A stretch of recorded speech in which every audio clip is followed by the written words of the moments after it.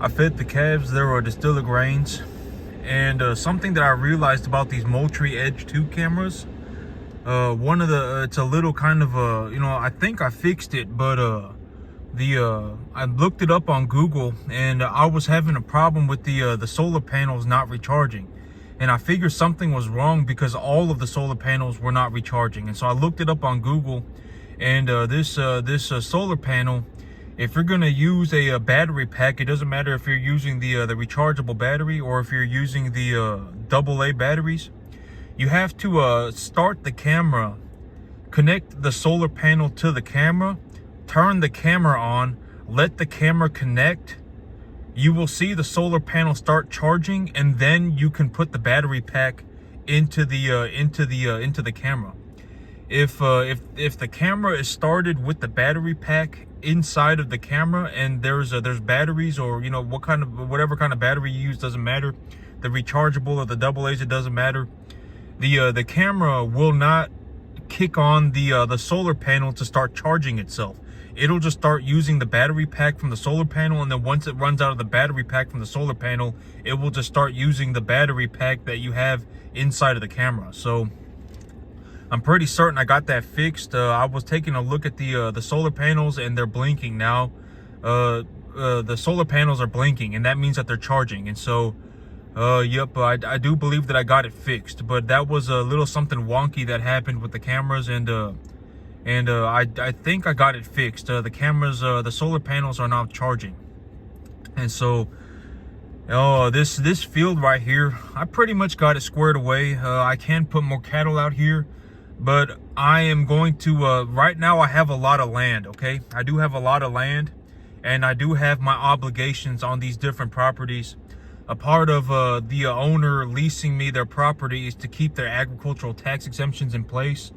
And so I have to, if I'm not going to run cattle on their property, I at least have to grow hay, okay? I do have to keep the agricultural tax exemptions in play. I do have to keep the agricultural tax exemptions maintained on the property. And so if I'm not going to run cattle, I need to grow hay, but ultimately I do believe that I will get to everything. It's just going to take time, okay? These things, they don't happen overnight. These things take time. The cattle aren't going to precondition themselves and just magically appear on my field, okay? These things are going to take time. I reasonably believe that I will have somewhere between 90 and 100 animals by the end of the year. It'll take me about 3 or 4 months to get there, and I will have about 100 animals by the end of the year. And I do need to keep the agricultural tax exemptions in place. And so as of right now, I have 23 cattle here. And I have 11 cattle at home. I have 34 animals total. And my big idea is, once the 11 animals that are at home, once they are preconditioned, I will take the animals and I will put them on my other field. And here, starting by about next month, I will be liquidating animals, and I'll have money just sitting there. And so I will take the money and do whatever it is that I need to do, okay? Particularly, I need to herbicide the fields. And so I'm thinking about just getting a drone to I'll probably get a drone out there. Well, that's the big idea right now, is to get a drone out there and just herbicide the whole 75 acres. That 75 acre field, this right here is a 52 acre field, 53 acre field, and so in the other property is about 73, so it's about 50% bigger than this one. And that other field has a lot of weeds on that property, a lot of weeds, and a lot of trees. A lot of mesquite trees, and a lot of honey locust trees. And so my big plan is to herbicide the entire 73 acres. And in all honesty, that 73 acres, about 15 acres of it, about 10 acres of it is just either ponds, like water, or trees, like big trees, like trees like this, like a forest type trees, which is good because, if there's 10 or 15 acres of trees, the cattle can go hide in the trees if the weather gets really bad, okay? The trees will stop the wind, the trees will break the wind, and the trees will stop the cattle from getting just absolutely drenched in the rain. And so it's good to have some big trees here and there. And so, that property's probably got about 10 or 15 acres of just real big trees. And Well, I mean, it's probably closer to 10. And so, maybe about 65 acres of that property is just a bunch of weeds and small trees, like the honey locust and the mesquites. And so those honey locusts, the mesquites, and the weeds, I can get rid of all that stuff by just herbiciding the property. And I believe that I will have enough moisture to have the herbicide properly work. And when the guy is out here with the drone, I'm just going to go ahead and herbicide about 50 acres, 65 acres, 50 acres of that, the 190 acre property too. I'm just going to go ahead and have him herbicide about half of that field as well. That 190 acre field, I bulldozed about 50 acres of it. I bulldozed about 50 acres of it clean. And I believe that I can clear up about another 25 acres with herbicide. And so, I believe that, the trees that are on, the trees that are on that field, I'll probably have to herbicide them once, in the fall, and then I'm planning to herbicide them again in the spring, and to get a thorough kill on these trees. The trees are pretty gnarly out there, and I'm gonna herbicide it twice, once in the fall and once in the spring. And right now, I anticipate that I'll have about I'll have a handful of cattle or so ready to go for market every single month. And I can just liquidate cattle as if I need some money, I can just liquidate some cattle. But here's the thing about utilizing the principal, utilizing my equity to have access to money, and why I don't want to do that again. I really want to cash flow. I'm really looking to cash flow the expenses. And the reason for that is, think about the $25,000-$30,000 that I put into clearing up the fields, and then I paid off some debt with the money. Think about that money. If I did not do that, and I took that $25,000 and instead I went and bought 20 cattle with it, and it's been about 2 months, that $20,000 would have made me about $8,000 already. 20 cattle, per 5 cattle, I make about $200 of just money, liquid money, right? The animals are worth money. I've already said this, the animals are worth money. And when I take money and I invest money into my business and I purchase these cattle, I purchase the right type of cattle at the right price, I'm effectively trading the money for something that is equally as valuable as the money. All right. I'm trading the money for an asset that is as valuable as the money. That's what I'm doing. And so when I invest money, I do not think about it as I am spending money. I think about it like putting money into a savings account, and then I leverage against that money. And so think about it. If I had that 25,000, and this is why I'm not looking to liquidate animals to have access to capital. I've decided that I'm not going to do that anymore. I would rather cash flow the expenses. Okay? And so the big idea is that I will have about 5 animals ready for market every single month. Effectively, more or less about 5 animals, something like that, okay? If I sold 5 animals a month, it will be, it'll probably be closer to 6, because if I sold 5 animals a month, that means I would have to, it would take me 7 months to sell all of my animals, okay? And maybe that's the case, but whatever. The money, a lot of my animals are at about the same weight. All right, about 23 of my animals. I got 23 animals out here, and I would say that about 10 of them are below. 10 of them are at about 500 pounds, and 13 of them are at, on average about 650. Okay, so a majority of these animals are at about the same weight, and so. And this is also one of the things that I'm looking to cash flow is another preconditioning area. I'm looking to cash flow myself another preconditioning area. I'm looking to create another preconditioning space. I believe that will make me more profitable. And so that's another thing that I'm looking to cash flow is another preconditioning area. And so right now, what do I believe the cash flow is going to be? Well, I'll be selling about 5 cattle, 6 cattle. Let's just say 6. And, I'll be liquidating them at about 800 pounds. And, I'll probably, that money right there will be about 15 grand. All right. 15, 20 grand, something like that. Okay. It'll be about $20,000. And, here's another thing that I could do. I could actually just take all of the money that I make and invest it, all of it. And then instead of leveraging for more cattle, I could use debt. So I could invest all of the money that I make, let that money grow, and then take a loan against the money. Or, I could do it vice versa too, right? I've been thinking about this. I could have the money, I could hold on to the money, and then I could take a loan against the money. Invest with debt. And either which way, it's all because here's the thing. The way that I see my business, eventually, it's actually going to get so hard for me to invest all of the money that I make that I probably won't be able to do it.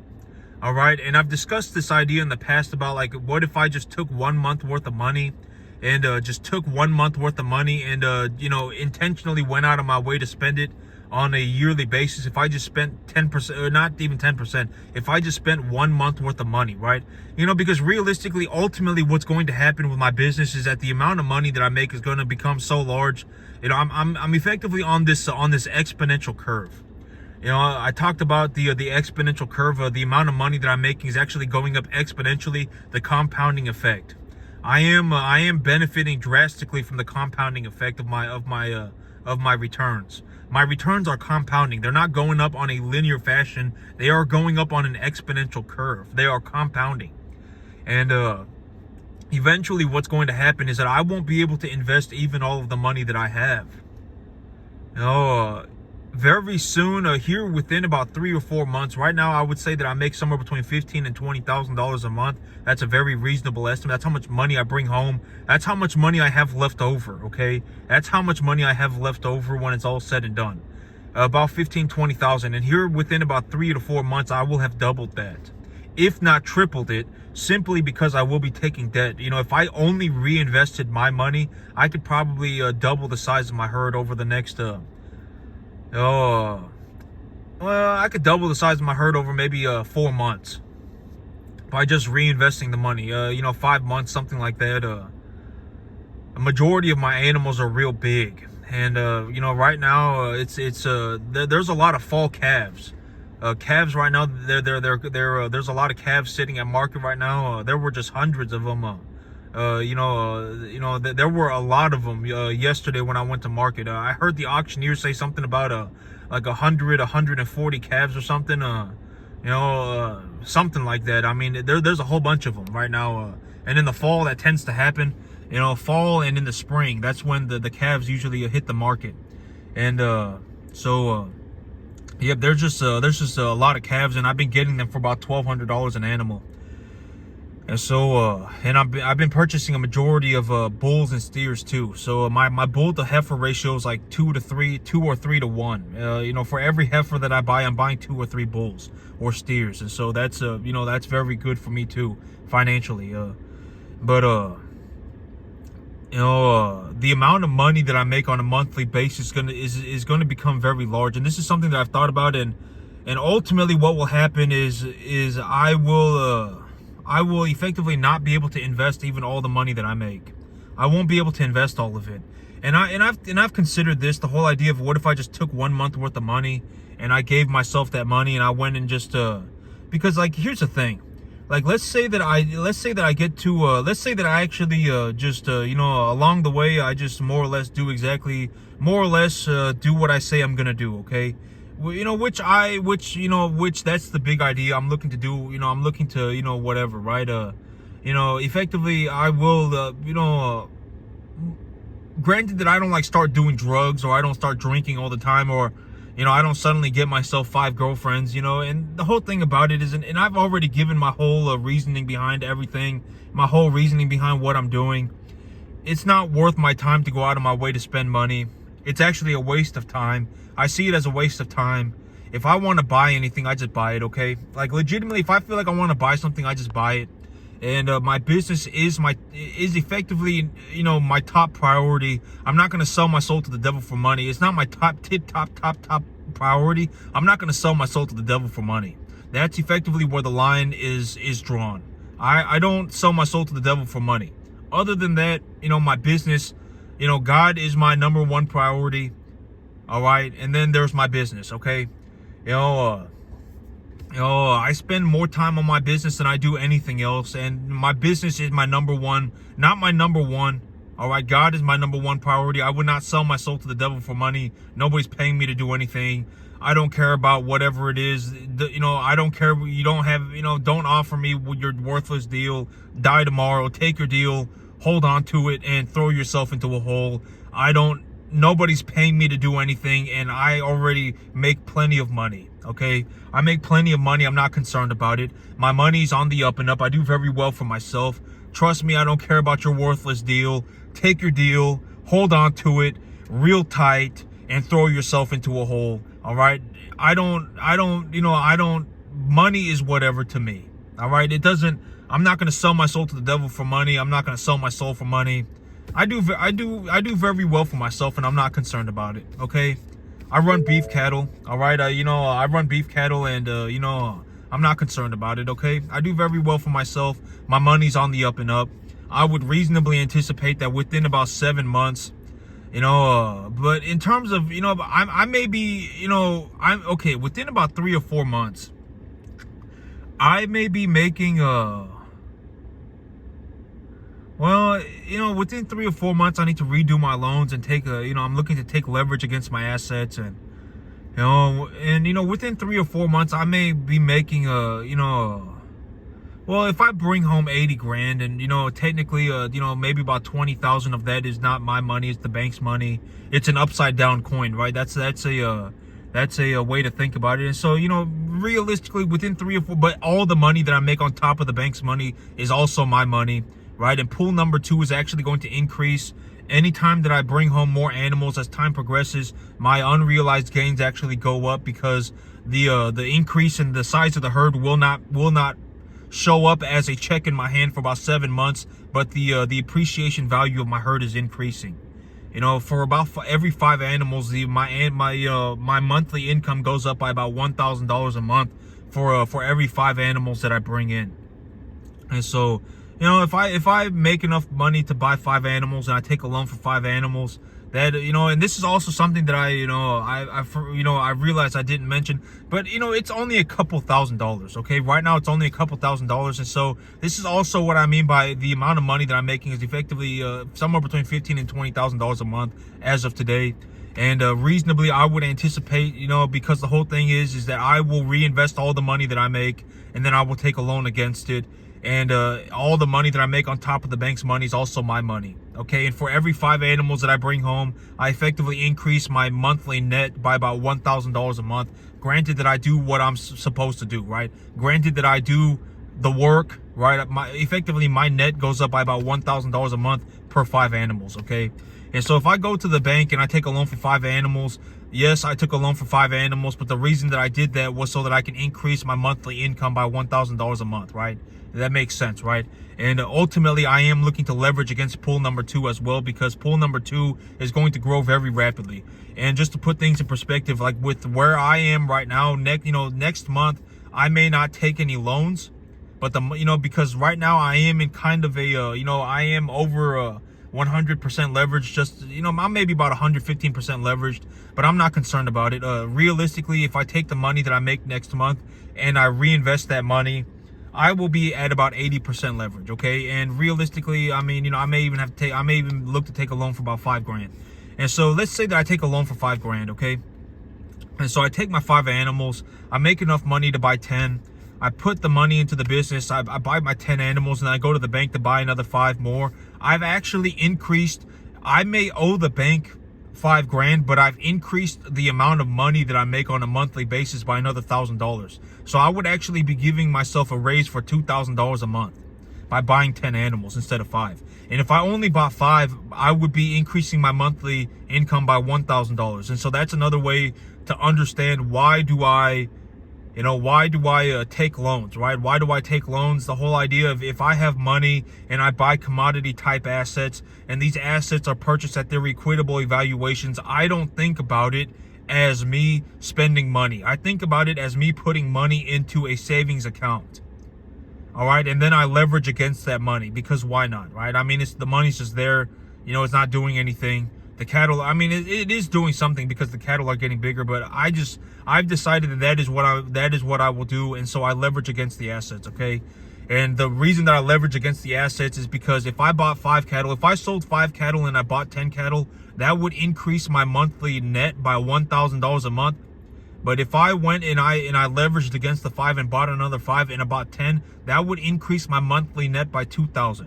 And that $2,000 would be every single month. It wouldn't be a one-time thing. It would be every single month. So, you know, that month it would be $2,000. The next month, if I did the same thing, it would be another $2,000. The next month, if I did the same thing, it would be another $2,000. So I would not be making myself $2,000. You know, if I did that for 3 months, I would not be making. If I did that for 5 months, I would not be making an extra $2,000 a month. I would be making an extra $10,000 a month. Right? That's a more realistic way of looking at it. And if I'm making an extra $10,000 a month and it's been 5 months, I still have not gotten a check in my hand for the increase in the size of my herd, right? This is actually, so I would not have gotten a check for the increase in the size of my herd yet. But the animals are there and they are getting bigger, right? And so if I'm making an extra $10,000 a month, I really would be looking to take another loan for about another $8,000. If those animals are, you know, after about the month number 2, the animals are completely stable, right? The animals are completely stable and I'm not concerned about it. And so the animals will appreciate for another 5 months or so. And so at that point, you know, if, you know, that's the reason why I'm leveraging against pool number 2, because pool number 2 will actually get substantially larger than pool number 3 very rapidly, and the compounding effect will be pretty drastic. But that's why. Like, if you think about my balance sheet right now, effectively next month, if I take the money that I make next month and I reinvest all of that money into my business, I will be at about 80% leverage, okay? If I take all the money that I make next month and reinvest all that money, I would be at 80% leverage, and I would have increased the size of my herd by 5 animals. Instead of increasing the size of my herd by 5 animals, I leverage against the 5 animals, and I go and I buy another 5 animals. At that point, I would be making myself an extra $2,000 a month, but I would owe the bank the 5 animals. The 5 animals, if the bank legitimately wants their money back, I can just sell the 5 animals that the bank lent me money for and pay the bank back. That's effectively how I think about it, okay? And so I take the leverage, and the reason that I do that is to increase my monthly earnings. And so instead of increasing my income by $1,000 a month, I'm increasing my income by $2,000 a month. And it's a compounding effect. That $2,000 a month, granted that those 10 animals are still alive and they're doing okay, they're doing well, they'll produce me another $2,000 a month the next month, and I will have increased the size of my herd by 10 animals again, right? You know, and that will be another 2,000. And then, another month after that, it would be another 2,000. So it'd be 6,000. And at that point, I would say, well, the first 2 set of animals that I brought in, they're stable. Let me leverage against 80% of them, right? If I'm making myself an extra $6,000 a month and that money is sitting there in pool number 2 and it hasn't shown itself in pool number 3 yet because I have not liquidated the assets yet, I have not liquidated the cattle yet, the money is still there. It's still there. It's just an unrealized gain. And that unrealized gain is going to become pretty drastic very quickly. And so I'm looking to take a loan against that money. That's the big idea. I am going to start leveraging against pool number 2. Because if I have an extra $6,000 a month, right? If I have an extra $6,000 a month, then I would realistically want to leverage for about 4,500 of it, okay? And then, but if I leverage for, then you got to think about this as, as like a river between 3 bodies of water.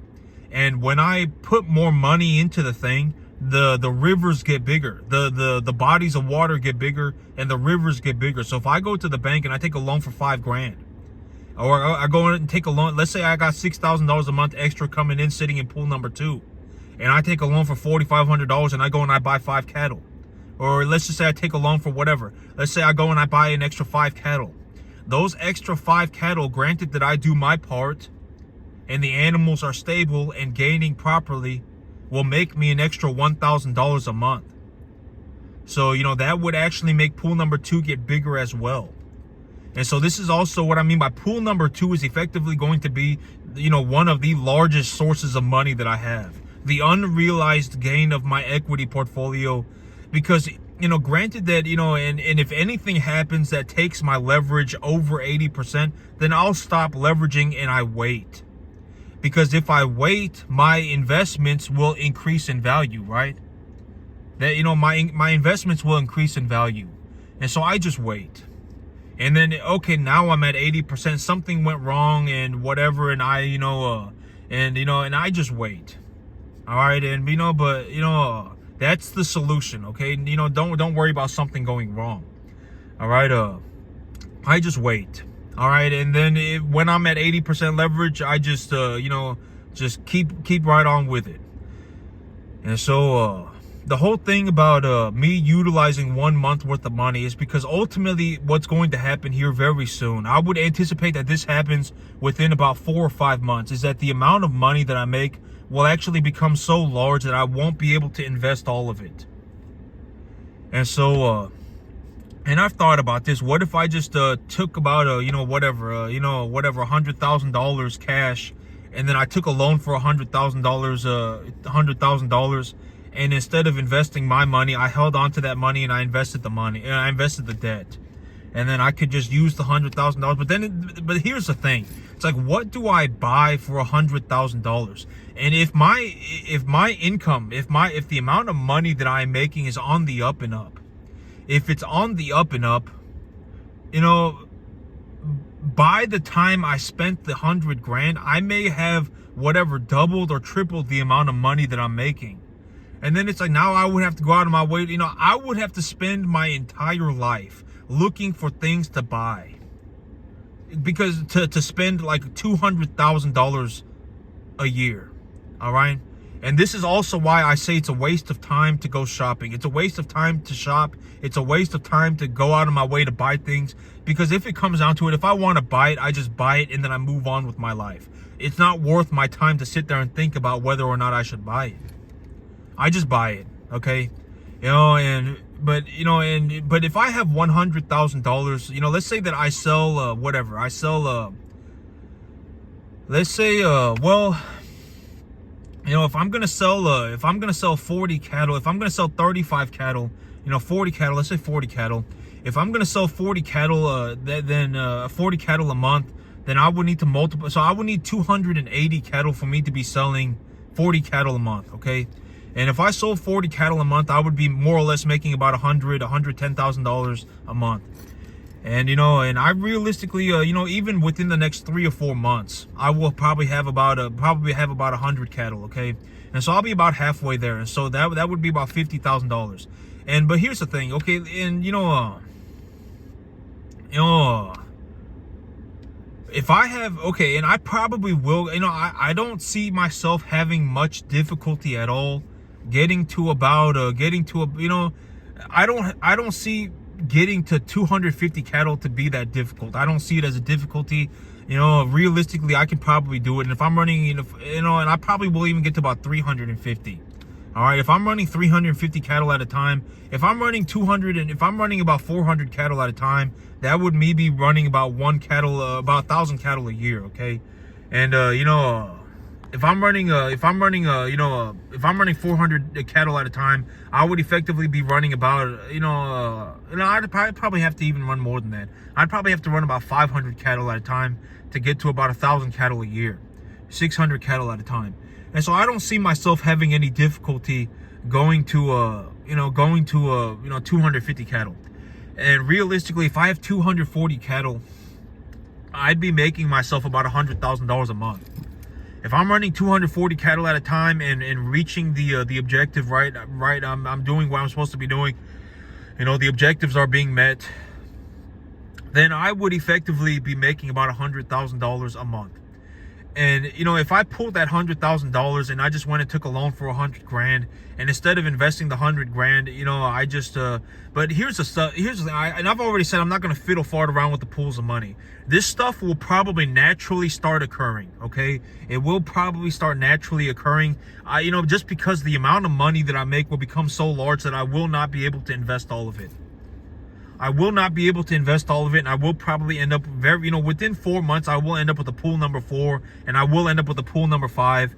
And it's like the situation would be, you know, if I have money in pool number 4, right? The money in my bank account that, you know, it's just sitting there in my bank account.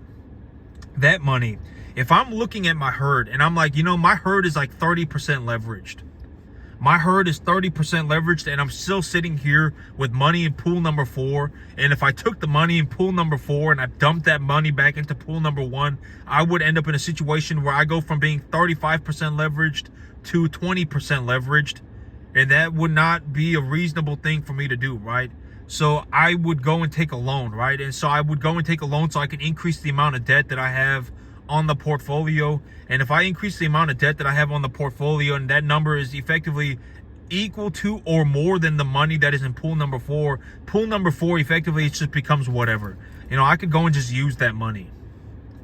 All right. And you know, and I am reasonably looking to get myself into you know, I will reasonably start investing into more things than other than just cattle equipment in my business, you know, within you know, and but realistically, like when I you know, I think that the big investment that I will make for pool number 5 will be like a house.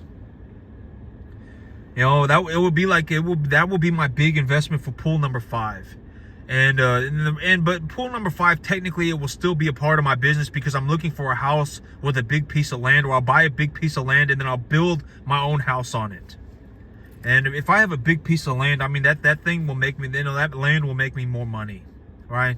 And so that land will end up making me more money. And so it's not really even, it's not even an expense.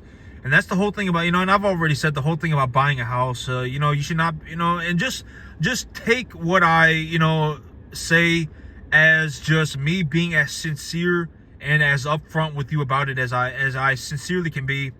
I'm not being a malicious person when I talk about this stuff. I'm not being a moron when I'm talking about this stuff. I'm not looking to lead you the wrong way or anything. I'm not looking to tell you the wrong thing. And at the end of the day, think about it for yourself. All right, you know. And this whole word about lead, I don't think lead is a good word. All right, think about lead yourself. Okay, you know, think about it for yourself. Okay.